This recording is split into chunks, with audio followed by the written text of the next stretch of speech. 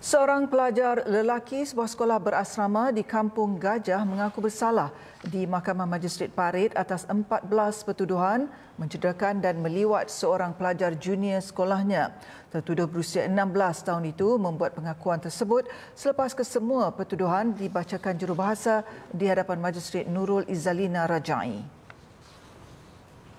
3 rakan setingkatan pelajar itu pula yang didakwa bagi pertuduhan sama membuat pengakuan tidak bersalah bagi 4 pertuduhan yang dihadapi mereka.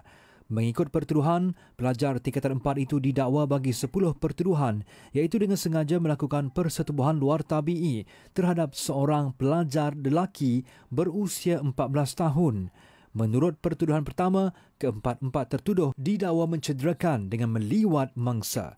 Dia didakwa melakukan kesalahan tersebut di sebuah bilik asrama sebuah sekolah menengah di Kampung Gajah dekat Perak Tengah pada pukul 11 malam antara 3 hingga 27 November 2025. Pertuduhan terhadapnya dikemukakan mengikut Seksyen 377B Kanun Keseksaan jika sabit kesalahan penjara sehingga 20 tahun dan sebatan.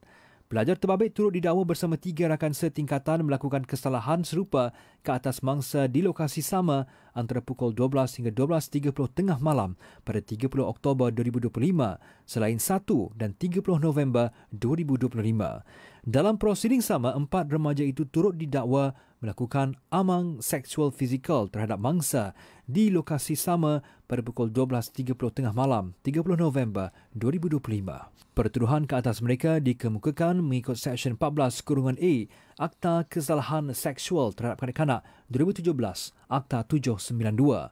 Mahkamah membenarkan jaminan sebanyak RM5,500 dengan seorang penjamin dikenakan terhadap pelajar terbabit. Kes akan disebut semula 10 Februari depan sementara menunggu laporan akhlak. Manakala bagi 3 pelajar lain yang tidak mengaku bersalah, mahkamah membenarkan jaminan sebanyak RM2,000 setiap seorang dan sebutan semula kes juga ditetapkan pada tarikh sama.